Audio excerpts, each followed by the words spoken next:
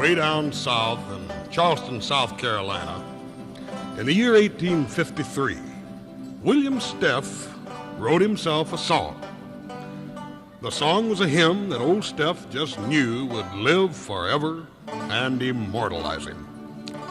The fact is, it had a little success, but only as a camp meeting song, and referred to by the Bible Belt evangelists as a good shouter, and was soon lost in obscurity.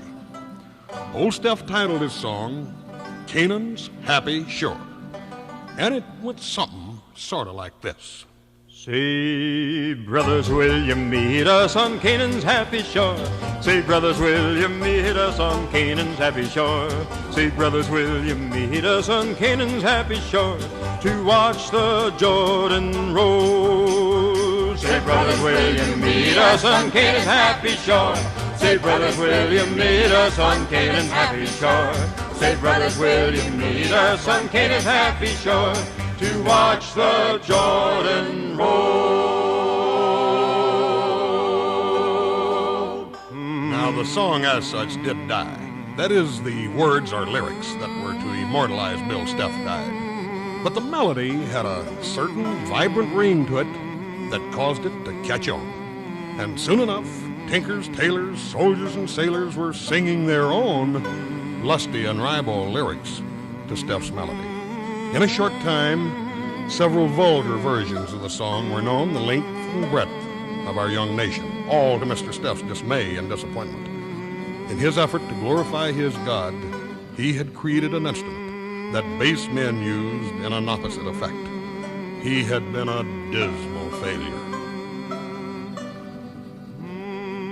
A young Vermonter named Thomas Bishop, traveling in the South, had picked up the tune, sang it, and tucked it away in a corner of his mind.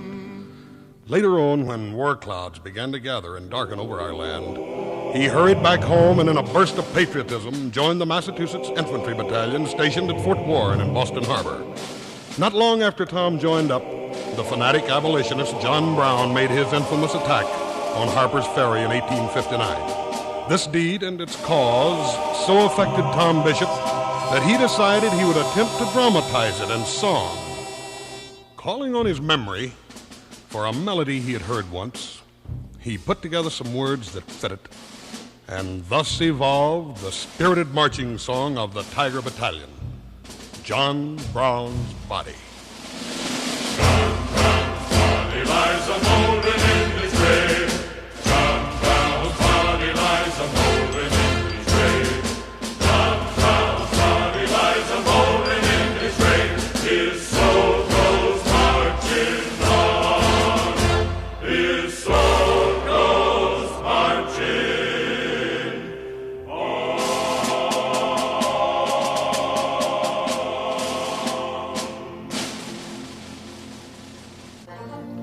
So, old Steph's tune was born again, probably disappointing him even further. A song from the South by a Southerner used to arouse the anti-slave camps in the North? I'm sure it appeared to a man of Steph's obvious piety that God was against him. The war of brother against brother soon broke out in full fury, and the gray-clad rebels were soon screaming at the very gates of our nation's capital.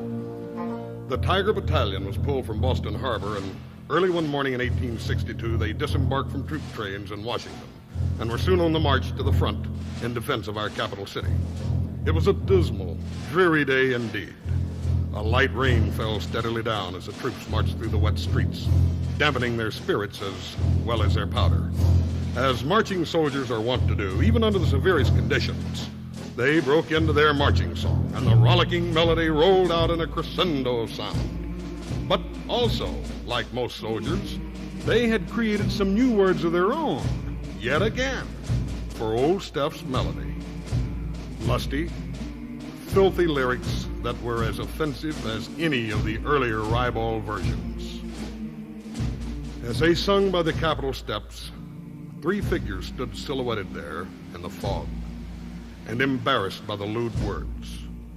When the one in the middle, a woman, turned to one of the men beside her and said painfully, "Why is it that young men must go forth to die with such obscenities on their lips, and filth as their battle hymn.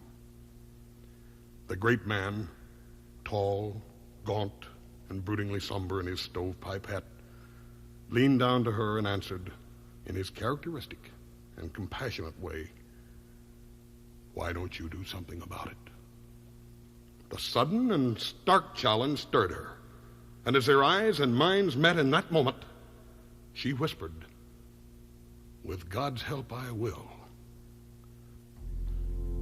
Late that night, by flickering candlelight, Julia Ward Howe stared down at a stark white paper.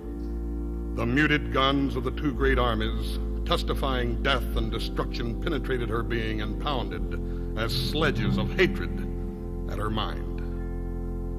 Perhaps her thoughts related that night to another time and another besieged city. Perhaps she thought of Jericho and of Joshua and of God's prevailing victory.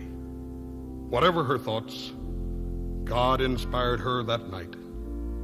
She picked up her quill pen, and the dark ink began to fill the white paper with words.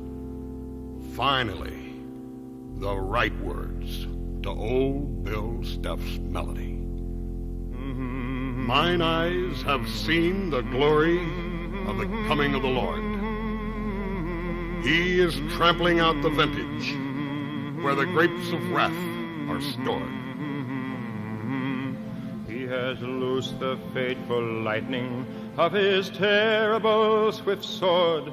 His truth is marching on.